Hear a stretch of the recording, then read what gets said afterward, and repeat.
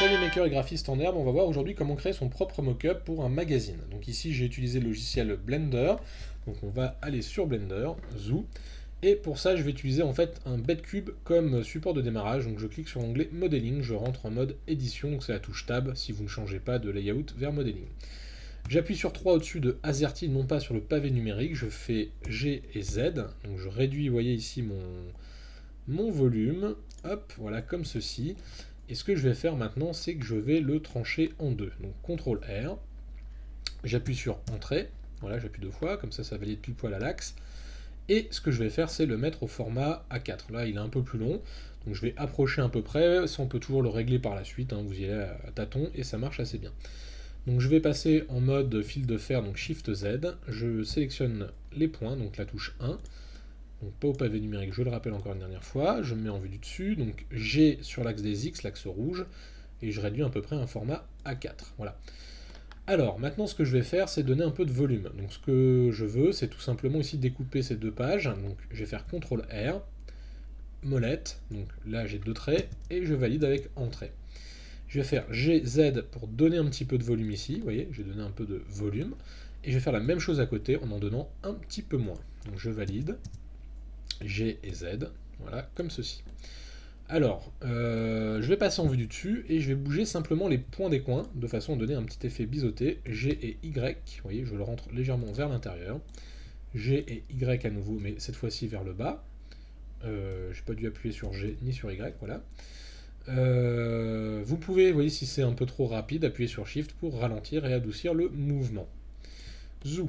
Alors, une fois que c'est fait, ah oui, j'ai même dû appuyer sur Extrude, en fait, j'ai dû me gourer de boutons. Je reviens en arrière, voilà, je sélectionne mes deux points, Zoo, hop, vue du dessus, 7. Je rappelle 1, 3 et 7 qui permettent de parcourir les vues de côté et du dessus. Il suffit d'ajouter CTRL et les mêmes touches pour passer sur la vue de derrière. Donc GY et Shift, voilà, hop, c'est bon.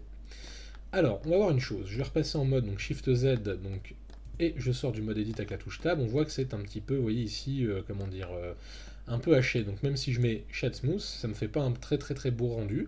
Donc déjà, je vais éditer les normals ici. Hop, Auto Smooth, pas plus de 30 degrés. Et ce que je vais faire maintenant, c'est tout simplement appliquer un modifieur. Alors ici, vous voyez, je vais appliquer, donc, alors je vais peut-être pas le faire encore maintenant. Je vais vous montrer juste après. Je vais d'abord faire le coin ici, donc CTRL R. Alors, je vais lui donner un petit peu plus ici, G et Z, vous voyez, hop, créer une tranche au centre. CTRL R, je vais faire la même chose et créer une tranche au centre également. G et Z, hop là. Alors, on va essayer d'être à peu près identique. Là, j'y ai peut-être été un peu la mode de bourrin de ce côté-là. Shift Z pour passer en wireframe et sélectionner les points qui seront cachés derrière. Et je me mets là aussi. Voilà. Alors là j'ai créé ma tranche, là je suis bon, et maintenant je vais pouvoir appliquer donc mon modifieur. Alors, hop, subdivision de surface, donc là vous voyez tout est un peu pourri, les angles ils se sont arrondis.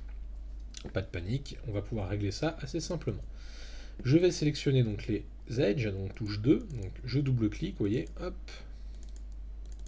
Alors, Shift Z pour passer en mode wireframe, comme ça vous pouvez sélectionner directement les arêtes cachées. Hop, et ce que je vais maintenant activer, hop, je vais me prendre aussi les arêtes de côté uniquement, voilà, hop, celle-là et celle-là, et Shift Z pour repasser donc sur le mode de rendu. Et ce que je vais faire, c'est raccourci N ou directement cliquer ici pour avoir le petit item, et Increase, je vais le pousser sur 1. Donc là, si je sors du mode objet, vous voyez, mon livre est bien correct. Alors, il me manque encore un truc, c'est la page. Alors pour la page, c'est assez simple, je rentre en mode Edit avec la touche Tab, je resélectionne les vertex, donc celui du centre ici, et celui du centre là-bas. Voilà, je me mets en vue de côté, touche 3, et je vais faire X. Alors, attention à ne pas dépasser trop de longueur. X, donc par petite section. X, hop, XE, excusez-moi, extrude. Donc extrude, donc E, voilà, donc ne faites pas X ici, hop, je vais positionner, alors, hop, je reviendrai me positionner après, je vais relever un peu ici, et je vais relever un peu là, hop là.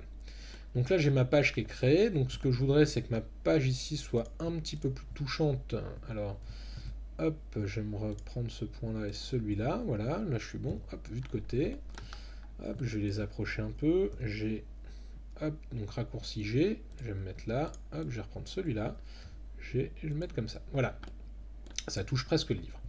Néanmoins, on voit que ici, vous voyez, j'ai toujours des coins un peu arrondis, pas de panique. En mode edit, on va tout simplement sélectionner les arêtes, celle-ci et celle-là, voilà, 3, et on va leur appliquer aussi un min crease, comme ça j'aurai quelque chose de bien arrondi. Maintenant, ce que je voudrais, c'est créer une page avec un peu de mouvement sur le côté, donc CTRL R, double, voilà, un coup de molette. Je reprends les points, je sélectionne ces deux-là, G, Z, très léger, hein, pas obligé d'en faire des caisses non plus, G et Z, voilà. Pareil ici, G, Z, vous voyez, je crée un petit peu de mouvement, G, Z très léger. Ah, j'espère que c'est pas rentré dedans, c'est possible, alors, je vais peut-être l'éliminer. Hop, G, Z, comme ceci, et G et Z aussi ici. Voilà, comme ça permet d'avoir un peu de mouvement. Zou, ma page n'est plus tout à fait, je dirais, parfaite, elle vole un peu au vent.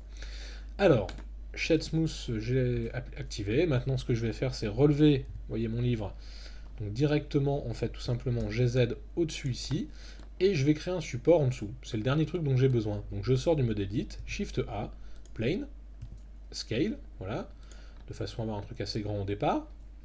Et maintenant, ce que je souhaiterais, alors on n'est pas obligé d'en faire un trop grand, il suffira après de se positionner à la caméra et on le choisira.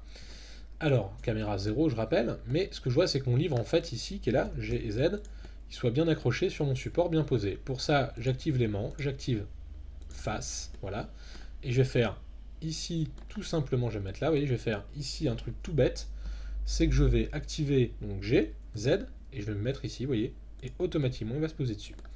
Là, je sais qu'il est parfaitement positionné. Maintenant, la caméra. Alors, ici, pour avoir un truc bien positionné, je sélectionne la caméra, je vais me mettre plutôt ici à 50 degrés, hop, je vais faire, hop, Z, je vais me relever un peu là.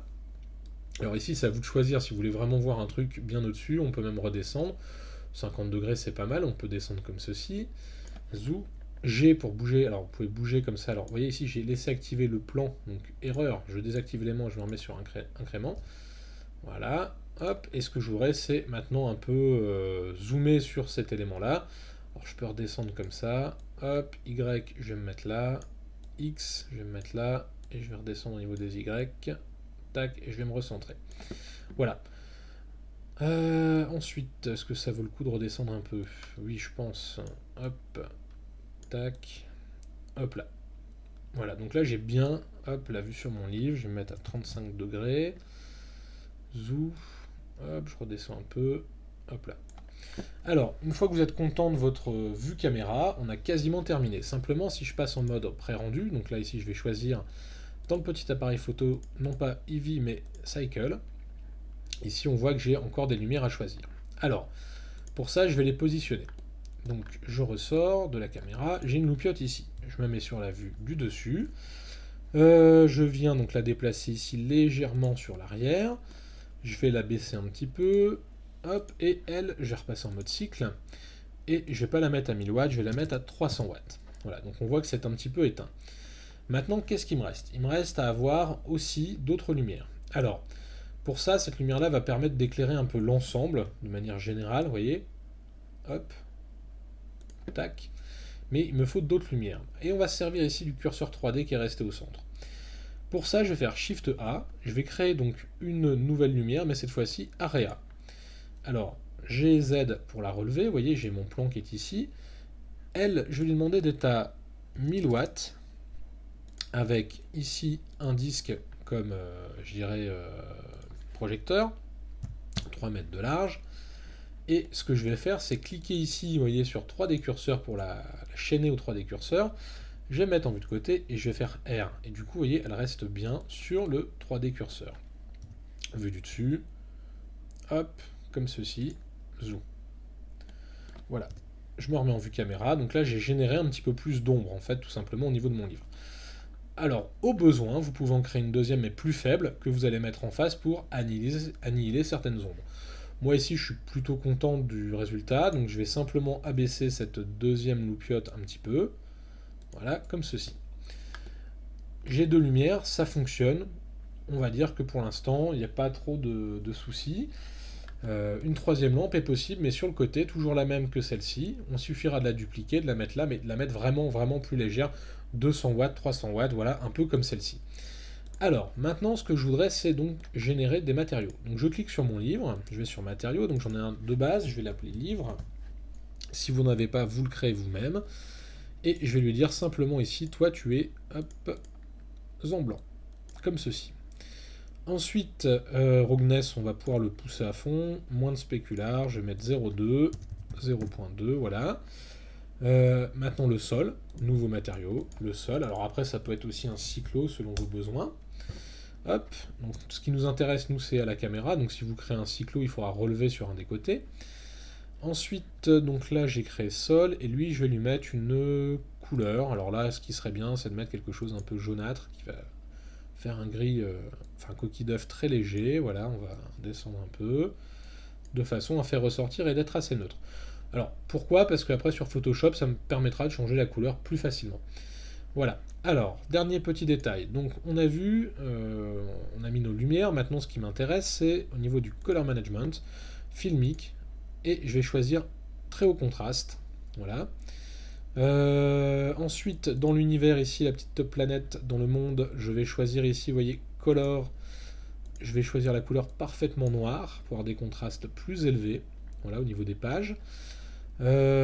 Ensuite, vous pouvez aussi activer le denoising, donc ici dans la petite image, denoising, et l'activer ici, le dérouler, hop, à 6 pixels approchant. Je pense que ça devrait être bon au niveau du radius. Bon, j'ai peut-être laissé 8. Voilà. Autre chose, au niveau du rendu lui-même, alors, on va le pousser à plus que 128. Vous pouvez même le pousser à 512 si vous avez besoin, donc 512. Le rendering ici est à 32 dans le viewport, donc si je le mets à 16, donc c'est ce qu'on est en train de voir là, si je bouge l'image, vous voyez, donc sample, il va monter simplement jusque 16 et il s'arrêtera. Donc j'aurai quelque chose de plus rapide, mais quelque chose qui sera un petit peu plus, je dirais, dénaturé. Alors, une fois que vous êtes content, je vais repasser sur la caméra. On va pouvoir lancer donc un rendu. Je pense que je n'ai rien oublié. Donc là, on a bien mis le denoising, on a mis ça. Là, on est bon. Eh bien, écoutez, moi, je vous propose de lancer le rendu et de vous retrouver dans quelques instants. Donc F12 sur PC, FNF12 si vous êtes sur un Mac. Et le rendu va se faire. Alors ici, ça va être forcément un petit peu plus long parce que je suis sur une image HD. Donc je vous retrouve dans quelques instants.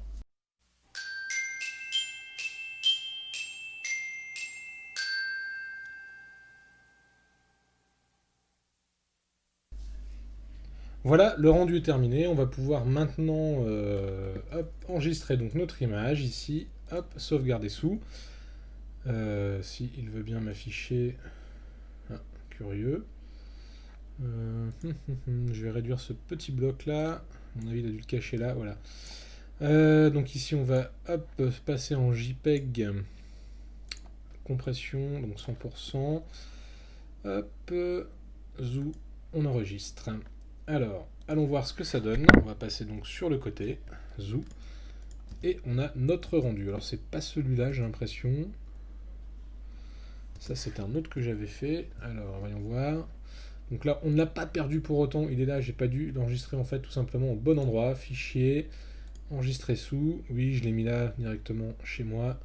Hop, desktop. Hop, donc PNG. Allez, ça sera le 2. Zoom, on y va. Alors, on le retrouve ici. Voilà. Maintenant, on peut très bien... Alors là, j'ai pas utilisé deux choses. Donc ici, j'aurais pu aussi utiliser... Donc je vais repasser dans Modeling.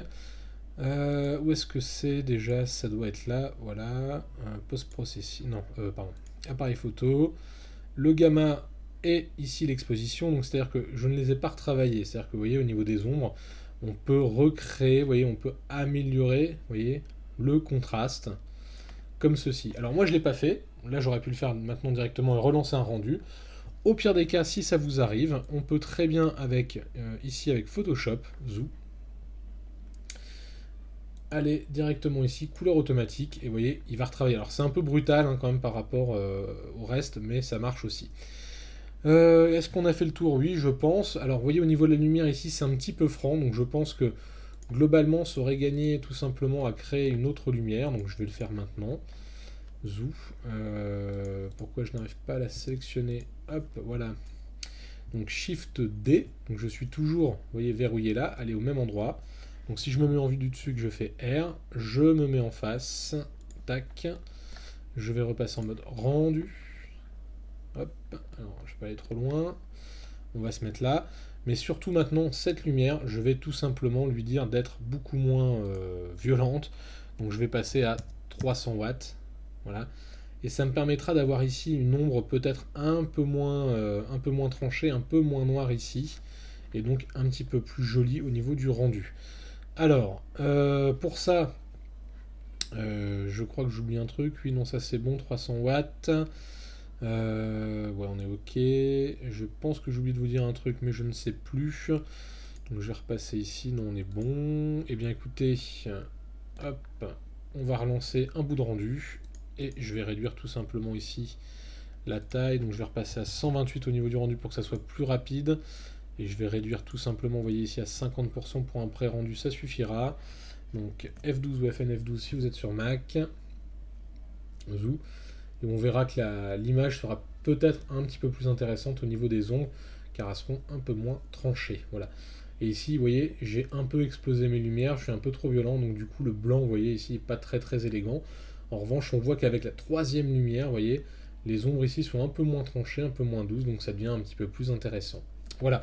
Et bien écoutez, j'espère que ça vous aura plu. Donc dans un prochain tuto, on verra comment claquer une image dans Photoshop sur ce livre. On verra aussi comment changer les couleurs. Et dans un autre tuto, on verra comment directement mettre son travail directement en UV mapping dans Blender. Et on verra aussi comment par exemple créer un effet papier glacé. Enfin ce genre de choses qui sont assez simples à faire dans Blender et qui demandent peut-être finalement un peu moins de travail que de le faire dans Photoshop. Voilà. Et bien écoutez, si ça vous a plu, n'hésitez pas à mettre un petit pouce bleu. Sinon, abonnez-vous. Et moi, je vous dis à très bientôt pour des nouveaux tutoriels sur Kernel Design.